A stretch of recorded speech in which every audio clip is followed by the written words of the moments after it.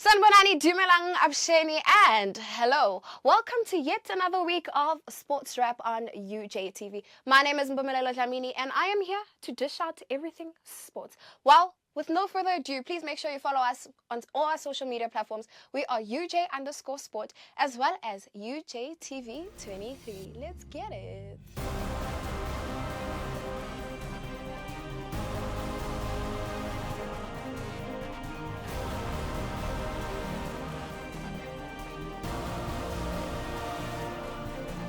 And joining me in studio today, Oh, why? What's the drama? well, David, Mr. Barakso, the content creator and social media manager. Mr. Barakso, how are you? It's been a while. Feels like it's been a while because I wasn't here last week. But a very good day to the viewers and to you as well, Lilo. How have you been doing? I mean, today's awards. In the next couple of hours, the awards. Re on. Very on. Highlights of the week, anything that stood out for you since that other time? Wow. Since that other time, I'm putting you on the spot. In the world of cricket, the DP World Lions, restored order in Jersey. They had a T20 final, where they edged the momentum multiply Titans in the T20 final on home soil. Titans decided to bat first after winning the toss, and the Lions obviously did a good job, holding them to 109 runs after 19.2 overs, and no wickets were taken in this innings. So the Titans batsmen are really good, but the Lions bowlers weren't just as bad, And Lions came back to chase 120 runs, obviously, and they managed to score 124 runs, after 15.1 overs, having lost only 2 wickets, and this was their second title win.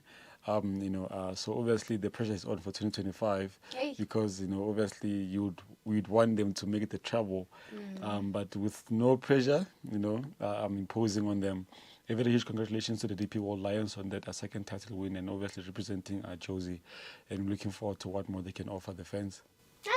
And in the world of cricket, my highlight of the week has to go to the prettier woman. Of course. I mean, we made another final. Yes. Again. And this time, unfortunately, it was going to go either way. A first time World Cup winner with both sides being New Zealand and, of course, us. But 32 rounds, we were nearly there. I feel like we just messed up a bit there by the batting because we just decided, now we would just want to hit sixes. And those sixes just became fours and they were just in the air. And, those wickets were just all the way. But, I mean, it's the world of cricket. You bat and runs come with it. Counts for something. I think, like you say, we can be proud of them for making the final. Obviously, it was a tough opponent, and there were many historical stats, on the line. So perhaps the pressure of winning the title, of breaking records, and just who you're playing in that moment, maybe it was too much on the players. And like you say, the decision making, chasing runs, you want to hit the sixes to make it a quick game, but it's not always the best decision. Sometimes you got to settle for that one run, for a 2 or for a 4, and just play a game of patience, But yeah, proud of them, as you say. I would like to echo you there, and hopefully in the next one they can make the most of it. And in the spirit of sports and everything is ABC. She has this game there. Hi. Yeah, look, the boys went out in the previous Friday to play Pele Pele FC, which is ultimately development team for Orlando Pirates FC. Nonetheless, Pele Pele was in charge of most of the first half. They kept ball possession and they forced UJ, to search for it in a torch. In fact, it was difficult. It was very difficult. I don't like. At the end of the game, they drew 1-1. Both goals came from penalties. And I thought they could have done better to create chances infield, just obviously showcase their potential and what they have. But the game didn't just end there, in the second half, a fight broke out, where for several moments, a UJ player was tackled unfairly. I won't mention the player, obviously, and the referee turned a blind eye. And the UJ player, obviously, after this particular tackle, they questioned the actions of the Pele player.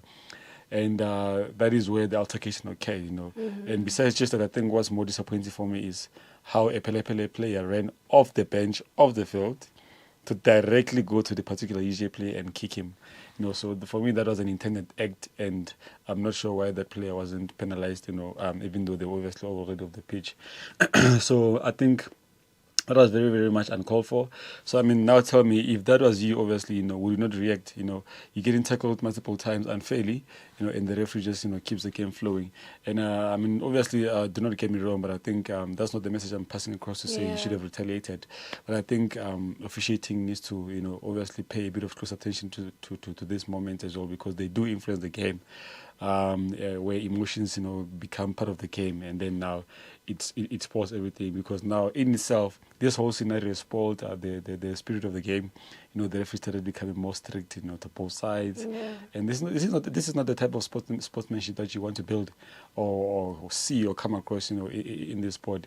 So I hope this matter is not taken lightly, obviously by the governing bodies, and that the initiator, is brought to book, and anyone else who was involved, because it just became a whole, just a whole group of nyaga, to a point where you couldn't even see who's doing what, and that's not what you want, because these teams are still going to play each other in the second leg. These players are friends of the field, so definitely we are calling this to order, and hoping that this has to be the last one, between the two teams, and hopefully across the league as well. We don't need this type of behavior, but overall, I think that spoiled the whole game, and everybody just turned their heads down. But we'll take the point. Take the point, I mean, it's one. It's definitely better than a loss, and obviously in the previous games, we also managed to scoop a few points here and there. So yeah, we can do better going forward, and we look forward to the next fixture. I mean, I just want to touch base on, in terms of discipline-wise in the field. Yeah. I mean, we've been seeing a lot of certain instances within the Betway also. Yeah. And I mean, we come back and we're like, are refs becoming very lenient? Are we turning a blind eye? Do we really need that VAR system to be installed now in South Africa? What is going on? Because, I mean, some of these injuries could cost a career. True.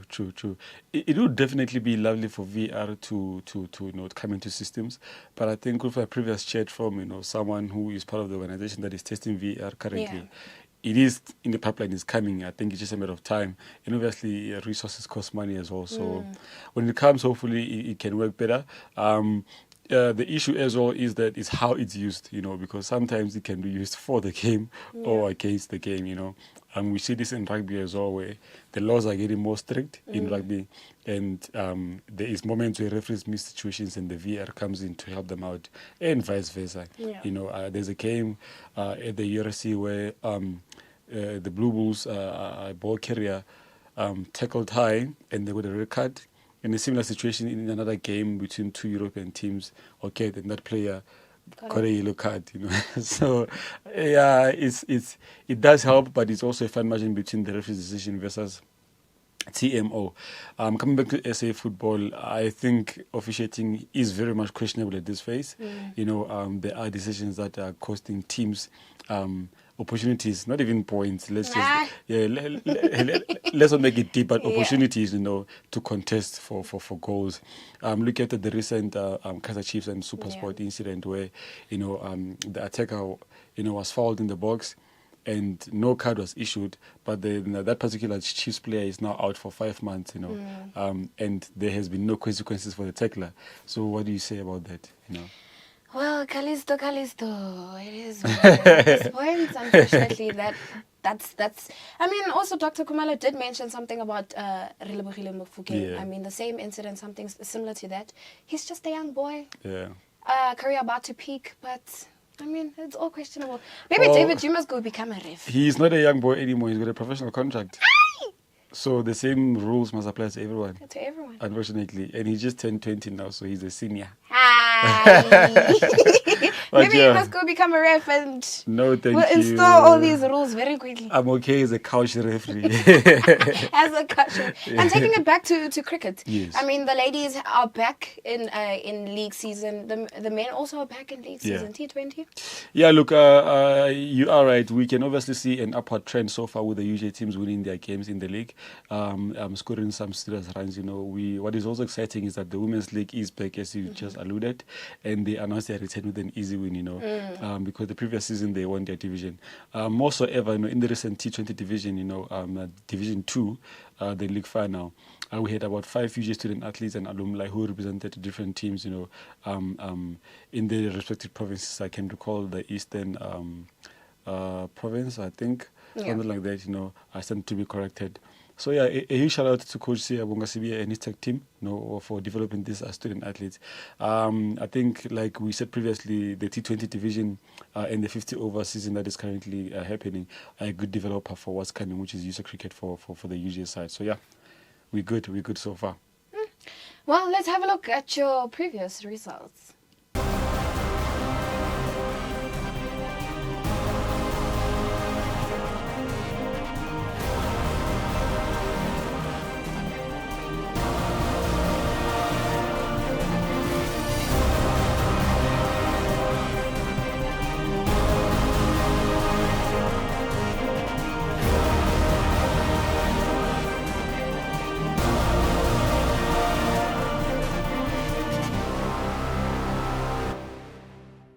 And then speaking of events, it's awards tonight.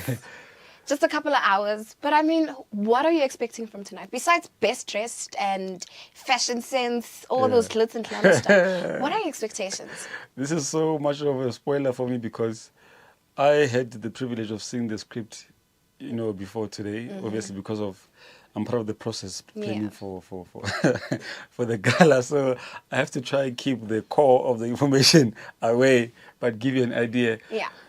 I think what is more exciting is seeing new athletes emerge every year, to compete at all levels, at club level, league level, provincial, national, for those who get call-ups, But yeah, a fairly competitive year for both teams and individual athletes, Everyone would have loved to win, but there is a system in place, obviously, to rank the nominees, unfortunately, and that's how we work. And from where I stand, competition is very tight. And we should keep an open mind because, we might be getting new winners, might.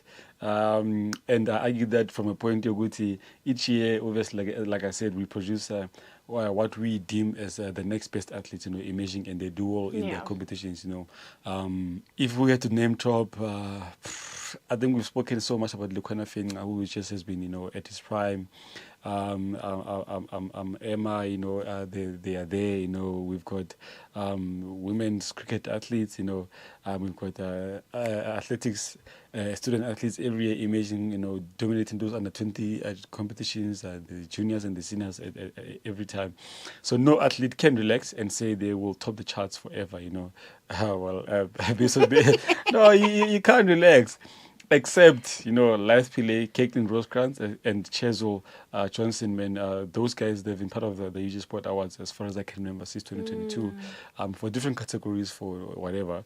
And obviously, this does not discredit other athletes, but there are a few consistent names from the top of my head right now, and I think today or tonight, you should tune in, to the stream and witness who gets to walk the podium, with the final awards. I can't say more, but definitely competition is very healthy, because all clubs have been, competing at different levels as a club and as the individual athletes.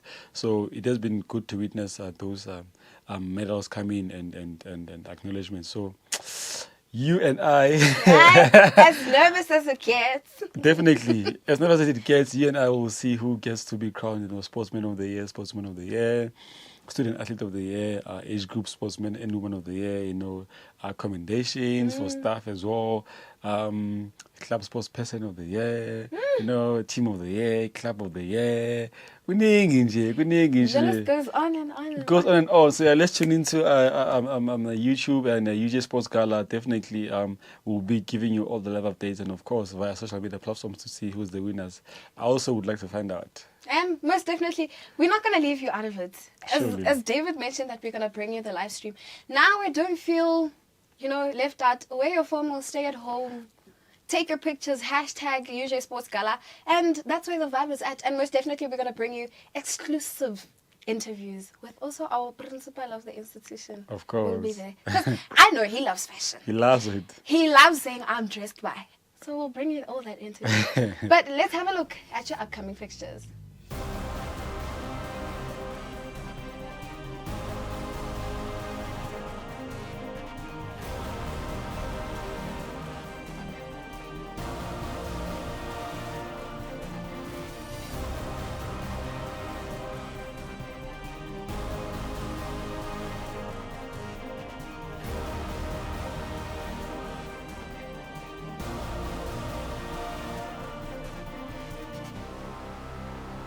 Before we close it off, I want to know crush of the week. Besides what crush how it didn't go gala, but I want to know crush of the week. Maybe my crush is there, maybe not. Maybe I'm someone's crush. Oh, sorry, that's how we roll this day. You will never know. Crush of the week? Look, man, I'll go with football now, I don't usually watch soccer, but so far I'm keeping track, and for me, Orlando Pirates, they've really started well, with the 2024-2025 Betway Premier League. I think so far they've played 6 games, and they've won all of them, with 12 goals, 4, and only conceded 2 goals. That is a very good start, and obviously it breeds also direct competition to who was the usual, dominator, which is the Mamelodi Sundowns. And I think you would know that obviously Pirates are having a great momentum so far. And if they continue like this, Mamelodi Sundowns, who were the usual pack leaders, might be looking at the serious threat for the league title race, So I don't know. But for me, they're really doing well, looking at where they come from and how Coach Rivero started when he arrived in South Africa, So, yeah, I'm really loving it so far. Hey, I might just find myself a football team in the near future. I don't know. I don't know. Do you think the Sundowns are performing the way they are because of the change of coaches? Because I had a comment at one of the radio stations during the week as I was listening that the team is still the same. Only the head coach changed. And the performance has changed. Well, I mean, when you analyze it further, remember that a team is always, the head coach is a big part of the team. Yes. The team can still remain the same, but his tactics always have an influence on the team. Yeah. Also, in terms of prep, what is done during the week goes a long way. True. He has a different way of doing things. Yeah. So it might be, or we can change and say, it's not the year for them. You can't win everywhere you go. You can't. So you must give other kids a chance. Maybe, maybe not. Or maybe they're going to come back, We'll see. We'll see. It's debatable, it's arguable. They still have about, I think, 24 games left. Yeah. Or if not 23. So we'll see how the second legs go as well. And yeah, maybe we are crowning a new champion this year, or the trophy is going back to Club Cup. We never know. But also, all these other tournaments in between. We're talking about the Black Label. Of course. Cup with Kaizer Chiefs coming up. Well, also another thing, we underestimate our opponents just because they're not a popular team within the upper level. Coach Nabi is cooking there by Chiefs. They are cooking. So he's a good cook. I think it's a very interesting season as well for Premiership football to witness the changes as well. It's what the fans have always been crying for. And we can see it unfold now. So hopefully they can just be consistent, and because that healthy competition is very good for the league itself. So yeah, very good. And also seeing just the presence of young ones coming into the main division. Hey, it's very interesting that it's by football. My crush of the week has to go to Coach Dunga.